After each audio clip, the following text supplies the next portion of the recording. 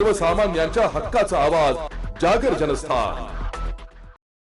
महाराष्ट्राच्या राजकारणातील धुरंधर नेतृत्व आणि 6 वेळा उपमुख्यमंत्रीपदी भूषविलेले राष्ट्रवादी काँग्रेसचे राष्ट्रीय अध्यक्ष अजित पवार यांच्या निधनानंतर कापडणे येथे सर्वपक्षीय पदाधिकारी व कार्यकर्त्यांच्या वतीने भावपूर्ण शोकसभा आयोजित करण्यात आली होती। येथील नवा दरवाजा चौक परिसरात झालेल्या या सभेत अजितदादा अमर रहे आणि एकच वादा अजितदादा अशा घोषणांनी संपूर्ण परिसर दणाणून गेला होता। मंत्रालयीन कामकाजावर विलक्षण पकड असलेला आणि सामान्य कार्यकर्त्याला थेट न्याय देणारा असा लोकनेता हरपल्याने महाराष्ट्राच्या राजकीय आणि प्रशासकीय क्षेत्रात कधीही भरून न निघणारी पोकळी निर्माण झाली आहे, अशा भावना यावेळी व्यक्त करण्यात आल्या। या शोकप्रसंगी सेवानिवृत्त डीसीपी शांतीलाल भामरे, शेतकरी संघटनेचे ज्येष्ठ नेते आत्माराम पाटील, जगदीश पाटील सर, युवा उद्योजक योगेश प्रल्हाद पाटील, इंजिनियर श्यामदादा पाटील, प्रशांत गोकुळ पाटील सर, सामाजिक कार्यकर्ते उज्ज्वल बोरसे, पत्रकार जगन्नाथ पाटील, संदीप पाटील आणि भूषण ब्राह्मणे या सर्व उपस्थित मान्यवरांनी अजितदादांच्या स्मृतींना उजाळा दिला।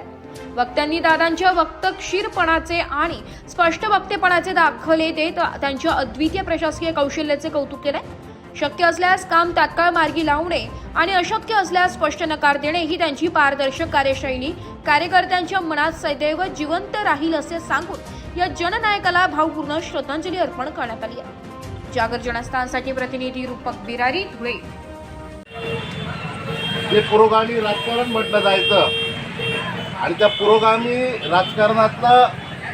राजकारणातलं पुरोगामित्व टिकवणारं असं एक खंबीर नेतृत्व आज या भारताने आणि महाराष्ट्राने आपल्यातून निघून जाण्यामुळे एक खूप मोठी पोकळी तयार झालेली आहे।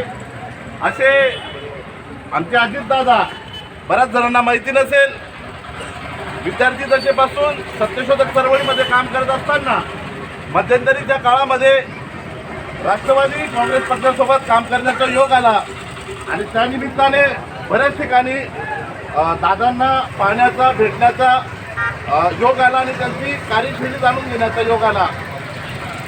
औरंगाबाद आता जे छत्रपती संभाजीनगरामध्ये दादांची जेव्हा एक सभा होती, त्या सभेमध्ये कापडण्यामधून एक लक्झरी गाडी घेऊन आम्ही त्या सभा पाहण्यासाठी गेलो होतो आणि दादांनी तिथे प्रत्येक गोष्टीची दखल घेतली की कोण कुठून आलेलं आहे बुवा।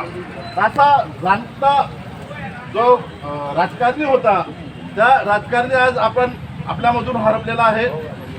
दादांचं जसं योगेश भाऊंनी सांगितलं की वेळेचं बंधन जर कोणाकडनं शिकायचं असेल तर ते फक्त म्हणजे अजितदादा।